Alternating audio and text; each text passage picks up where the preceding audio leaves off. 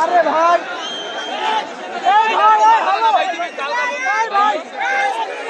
June 5 high court দেখিয়ে 18 সালের পরিপত্র বাতিল হয়। জুন 6 এই শহীদ মিনার থেকেই যৌক্তিক কোটা সংস্কার আন্দোলন শুরু হয়। আগস্ট 3 এই শহীদ মিনার থেকেই শত শত ভাইয়ের রক্তের উপরে লাশের উপরে দাঁড়িয়ে এক দফা ঘোষণা হয়। আগস্ট 5 এই আগস্ট 5 বাংলাদেশের ছাত্র জনতার ঐক্যবদ্ধ লড়াইয়ে খুনি হাসিনা দেশ থেকে পালিয়ে যায়।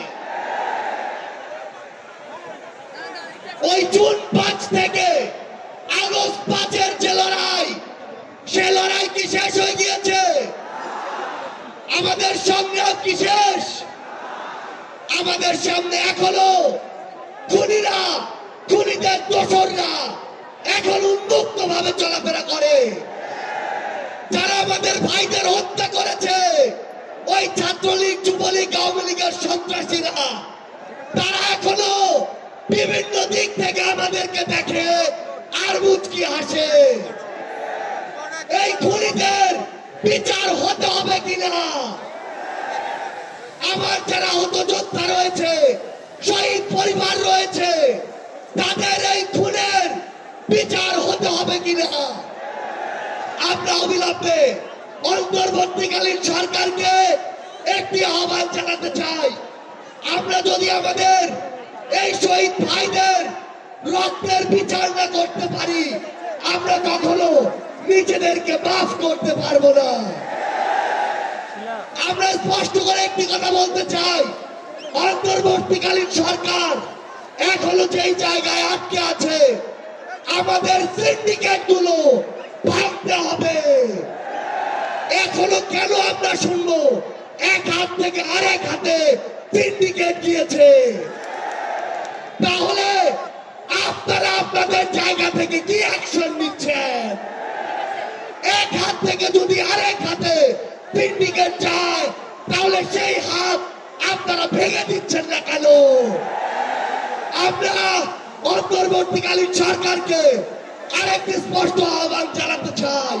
সেটি হচ্ছে, আমাদের এই বাংলাদেশ সকল দেশের সাথে বন্ধুত্বপূর্ণ পররাষ্ট্র নীতিতে যাবে, কিন্তু সেই বন্ধুত্বপূর্ণ পররাষ্ট্র নীতির সুযোগে কেউ যদি মাথায় উঠে বসে, আমরা তাকে মাথা থেকে মাটিতে ফেলে দিতে বিন্দু মাত্র দ্বিধা করবো না। আমরা স্পষ্ট করে একটি কথা বলতে চাই, যে খুনিরা এই দেশের বাইরে, এই দেশের মানুষের ঘামের হাজার হাজার কোটি টাকা পাচার করেছে, সেই টাকা ফিরিয়ে আনতে হবে। আমরা স্পষ্ট করে বলতে চাই, ওই গোপালগঞ্জে যে খুনির দোসররা এখনো ঘাপটি মেরে আছে, তাদেরকে আইনের আওতায় বিচার করতে হবে।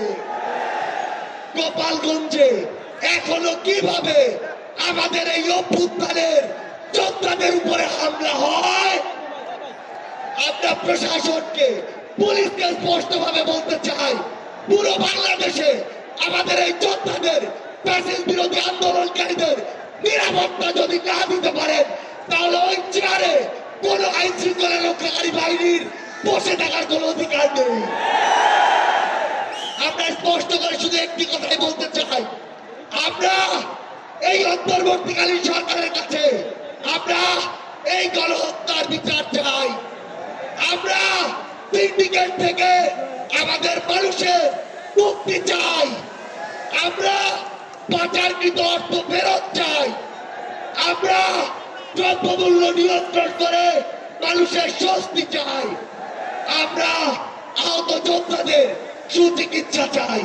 পরিশেষে শুধু একটি কথাই বলবো, যে শব্দ নিয়ে এত মানুষ রক্ত দিয়েছে, এত মানুষ জীবন দিয়েছে, যে কেউ সেই সচিবালয়ে বসে হোক, পুলিশে বসে হোক, অন্য কোথাও বসে হোক, যদি সেই স্বপ্নের সাথে, স্পিরিটের সাথে বিন্দুমাত্র বিশ্বাসঘাতকতা করার চেষ্টা করে, তাকে সমূলে উৎপাটিত করতে হবে।